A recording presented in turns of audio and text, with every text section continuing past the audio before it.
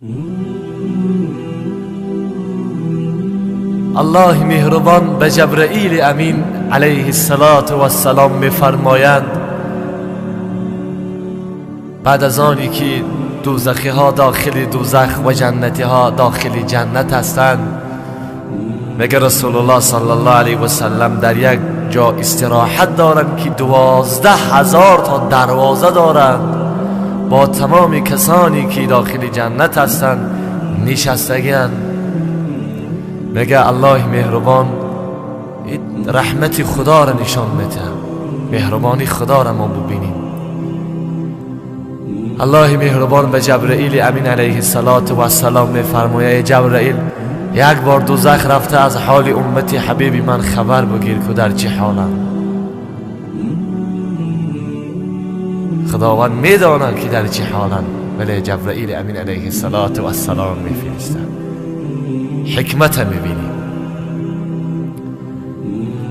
حضرت جبرائیل امین علیه السلام میبیا میگه از همه بالاترین طبقه دوزخ امت پیامبر صلی الله علیه و سلم هستند، کسایی که گناه کبیره میکنن از دنیا به توبه میروند، توبه نکرده خداوند جانشون میگیره. خداوند به هر یکی ما و شما توبه نصوحا را نصیب بگردانه. وقتی که امت جبرائیل امین علیه السلام میبینن دیگه فیغان میکنن، گریه میکنن، ناله میکنن، داد میزنن تو چی هستی، کی هستی که اینقدر صورت زیبا داری؟ میگه من جبرائیل هستم. میگن همون جبرائیله که با محمد صلی الله علیه و سلم وحی می آوردی؟ میگه آری ما همو هستم.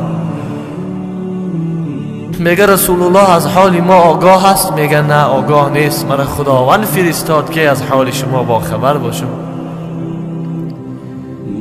میگه برو به رسول الله صلی الله علیه و سلم حال ما را بیان بکن، بگو که امتی رو سیاهد تمام جاشون دوزخ سوخته، بجوش میگه بجوز اما پیشانی هاشون که جای سجده هست.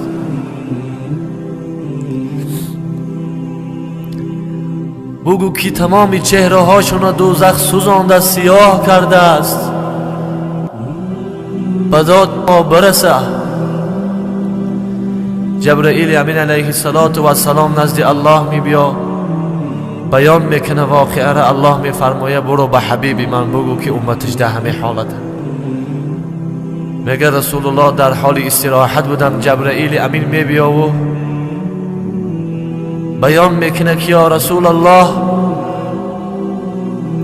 سلام امتی دوزخی های شما را آوردم، امت های شما که در دوزخ نیستش سلام همه را آوردم و امت شما فرمودن که برو با محمد صلی الله علیه و سلم بگو که دوزخ چهره های ما را سیاه کرده است، ما در عذاب سخت هستیم، به داد ما برسه. رسول الله صلی الله علیه و سلم وقتی میگه سخن میشنون در جنت گریه کنان میبرای به عرش خدا میره، به تای عرش خدا میره، چنان خداوند ستایش میکنه که خدا راضی میشه، میگه برو هر کی را میخواهی از دوزخ آزاد بکن. رسول الله صلی الله علیه و سلم ملائکه ها وقتی که طرف دوزخ میبیارن برای امتهای عاصی را آزاد کردن، ملائکه های دوزخ وقتی رسول الله صلی الله علیه و سلم میبینن از حیبتش میگریزن. مالک میگه کجا میری؟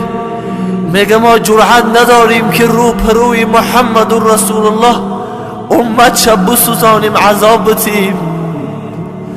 میگه نزدیک میشه دوزخ میبینه، دوزخ از حیبت رسول الله فرار میکنه.